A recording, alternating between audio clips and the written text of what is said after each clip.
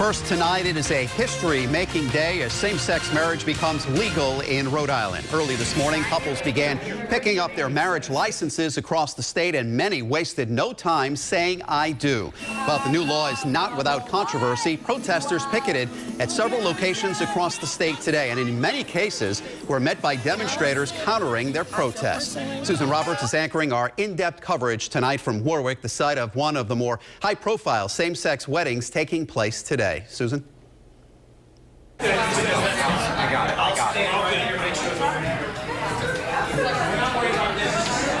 Mike, good evening to you. That's right. Only Eyewitness News was actually there this morning as the state representative and longtime fighter for same-sex marriage picked up his marriage certificate along with his longtime partner.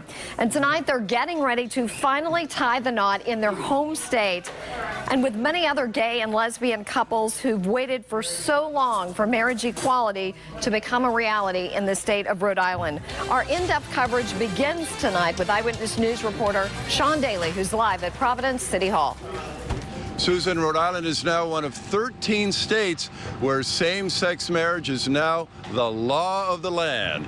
We're here at City Hall in Providence, where two same-sex couples tied the knot today.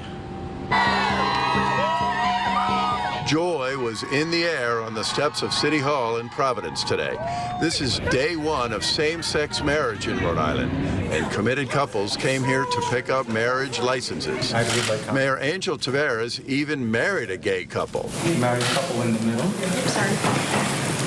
I'm a full-service man.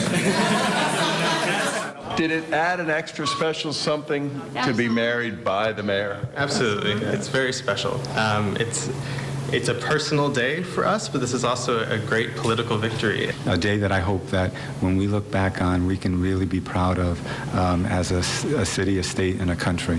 What's it like for you to be part of Rhode Island history like this? I'm loving it. I love the excitement. A handful of people from an anti-gay group in Kansas staged protests outside 5 locations in Rhode Island. But same-sex couples getting married see the protesters as irrelevant. They believe they're on the wrong side of history. They've lost the battle, and I think that that's important, that love is greater than hate. It confuses me. I don't understand. I mean, I know that I'm biased, but I don't understand the hatred. The wedding Mayor Tavares officiated was one of 2 weddings here at City Hall today. We'll talk with the other happy couple, new at 6. Live with the Providence Mobile Newsroom, Sean Daly, Eyewitness News.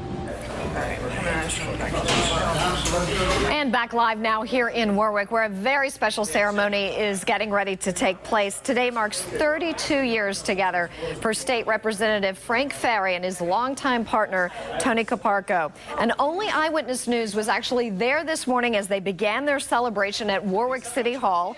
They were the first ones in line today to get their marriage licenses, and we were right there with them. They were married in Canada years ago, but they tell us exclusively that in their hearts, this is actually the only place where it counts, right here in Rhode Island. What does this mean to you? Well, we've been working on this for so long, since '97 when I first testified at the State House. And then that led to activism at marriage equality. I was chair of that. And then, unexpectedly, I ran for office as an openly gay man with my husband, Tony. And so we've worked on this a long time.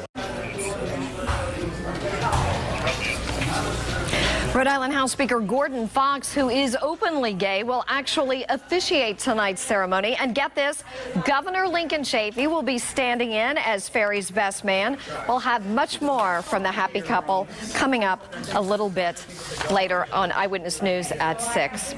Well, Rhode Island was not the only state to legalize same-sex marriage today. At the stroke of midnight, gay and lesbian couples began marrying in Minnesota.